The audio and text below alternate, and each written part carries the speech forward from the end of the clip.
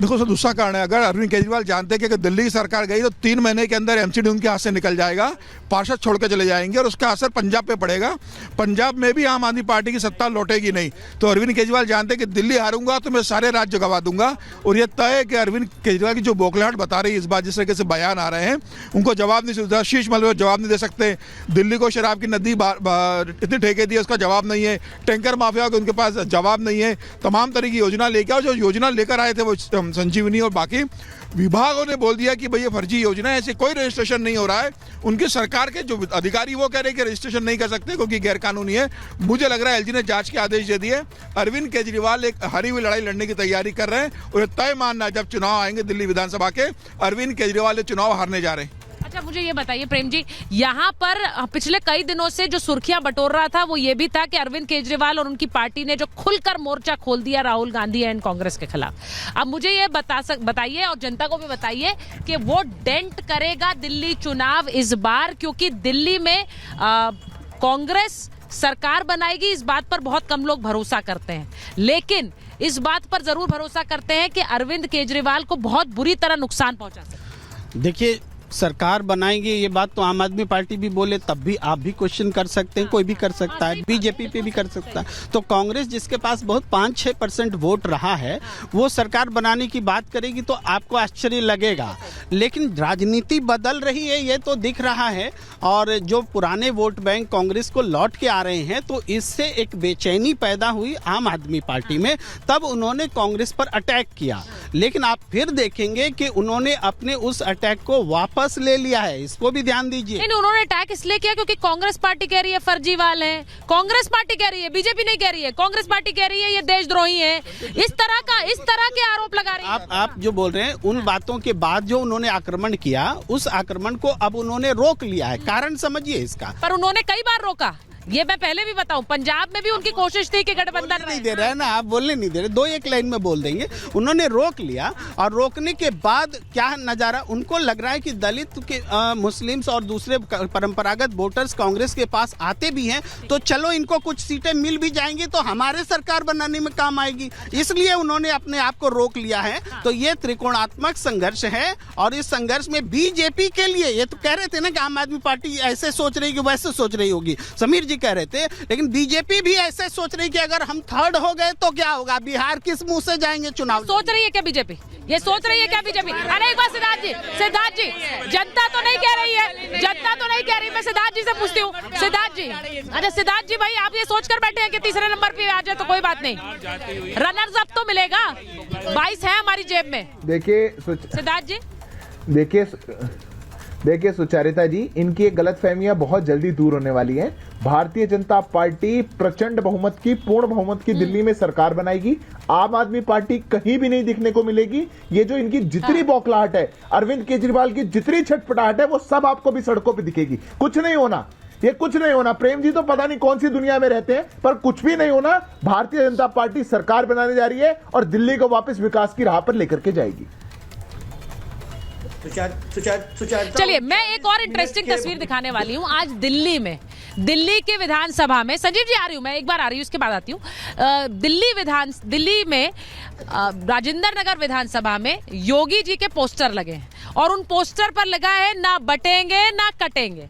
अब मैं सिर्फ ये पूछना चाह रही हूँ और जनता से पूछूंगी पहले, क्योंकि ये कहा गया बहुत हद तक के महाराष्ट्र चुनाव, हरियाणा चुनाव में ये लाइन हिट रही, ना बटेंगे यानी बटेंगे तो कटेंगे, एक है तो सेफ है। आपको लग रहा है दिल्ली में ये लाइन चलेगी?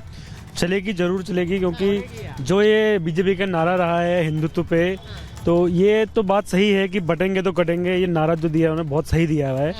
अगर ये नहीं होगा तो शायद हम कट ही जाएंगे। अच्छा, आपको लगता है कि ये वाला नारा दिल्ली में भी चलेगा? चलेगा यहाँ पे नहीं चलेगा, नहीं चलेगा। दिल्ली में लोग ये धर्म की राजनीति नहीं समझते, यहाँ लोगों को शिक्षा और विकास से मतलब है। पुजारियों को जो वेतन दिया उसका कौन? मैडम, ये बीजेपी ये कह रही थी कि हिंदुओं को दरकिनार कर रहे हैं, हिंदुओं की नहीं सुन रहे हैं, इसलिए उनकी इस बात को भी उन्होंने काट दिया। इमामों का दिया, उन्होंने उस बात को भी काट दिया कह के ये बात। अब इससे भी परेशानी है बीजेपी को कि अब उनकी तरफ देख रहे हैं, अब उनको ना दे तब भी दिक्कत है, दे रहे हो तो उन्हें तब भी परेशानी है। बीजेपी को तो हर पॉलिसी से परेशानी है। आम आदमी पार्टी ने दिल्ली की जनता को गुमराह तो कराई है, अब वो अपने कार्यकर्ता को भी गुमराह कर रही है। नहीं, मुझे बताइए, बटेंगे तो कटेंगे वाली राजनीति यहाँ चलेगी कि नहीं? मतलब एक है तो सेफ है वाला ना। नहीं चलेगी। मैं हमारे आम आदमी पार्टी के वक्ता को बता देना चाहता हूँ, ये चुनाव के समय पर आपकी मंशा पे सवाल नहीं उठाए जा रहे। आपने चुनाव के समय पर ये जो हमारे पंडितों के धर्म में प्रांतों पढ़ने वाले, मंदिरों में बैठने वाले पंडितों के लिए जो आपने चुनाव के समय पर सोचा है, इस पर प्रश्न चिन्ह भारतीय जनता पार्टी खड़ा करती है। आप तो बीजेपी का तमगा लगाकर बैठे हुए हैं। आप मुझे बताइए ना, बटेंगे तो कटेंगे वाला नारा यहाँ चलेगा? आपको तो हाँ, बिल्कुल चलेगा। ये बहुत एक है तो सेफ है, बटेंगे तो कटेंगे, ये नारा हमेशा से दिल्ली का था, है और आज भी हम रोहिंग्या मुसलमानों को यहाँ से भगाकर रोहिंग्या वाला मुद्दा, एक मिनट, रोहिंग्या वाला मुद्दा है। मैडम, आज हालात हम बेरोजगारी से जो जूझ रहे हैं, आज उस पर बात नहीं हो रही। आज बात हो रही है कटेंगे तो बटेंगे। हमारे पूर्वज कटे ना बटे। आज हमारे जो पिताजी टाइम रहे वो भी नहीं कटे ना बटे। आज भाजपा ने एक डर डाल दिया। मेरे दिमाग में तो डर है नहीं, क्योंकि मेरे में ताकत है। मैं अपनी माँ बहन की सुरक्षा अपने आप कर सकता हूँ और किसी में। और दूसरी चीज, अब बात आ जाती है मैडम, अब बात आ जाती है मैडम। हालात आज बद से बदतर हो रहे हैं। आम आदमी पार्टी के राज में ना पानी की सुविधा ठीक, ना आपके रोड ठीक, ना इंफ्रास्ट्रक्चर ठीक। कौन बनाएगा? कौन बना सकता है? मैडम, इस विधानसभा की बात करूं और दिल्ली की बात, इस दिल्ली को श्रीमती शीला दीक्षित स्वर्गीय आज अच्छे उसमें है। उन्होंने बहुत अच्छे से इसे डेवलप्ड किया। कांग्रेस की सरकार आनी चाहिए, दिल्ली बनाई। और मुझे लगता है कि अगर इस दिल्ली को चला सकता है या दिल्ली को कोई बना सकता है, या मतलब एक अच्छा दिल्ली हमें जो बेटर दी थी, जो आज कांग्रेस की सरकार बनवा रहे हैं वो दिल्ली में। वो कह रहे हैं तब आएगी, जब बनेगी तब ठीक बनेगी। जब राजनीतिक फैसले होते हैं तो जो चौंकाने वाले फैसले होते हैं हमेशा एक ही पार्टी के पक्ष में थोड़े होंगे, और भी पार्टी के में भी आप कह रहे हैं चौंकाने वाला फैसला होगा दिल्ली में इस बार कांग्रेस की सरकार, जिस तरह से है ये कह रहे हैं। उसको कंक्लूड करने के लिए नहीं, मैं ये कह रहा हूँ, मैं विश्लेषक हूँ। अभी बहुत लंबा कैंपेन बाकी है, तो उस कैंपेन को बाद में हम ये जज कर पाएंगे कि कौन सी सरकार। लेकिन कांग्रेस इस बार मजबूती से खड़ी है और थ्रेटनिंग दे रही है। भाई, लग रहा है आपको लग रहा है कि दिल्ली में इस बार कांग्रेस की सरकार बन सकती है? नहीं बनेगी। सरकार केवल सरप्राइज हो सकता है भाई। सरकार केवल बनेगी तो बीजेपी की बनेगी।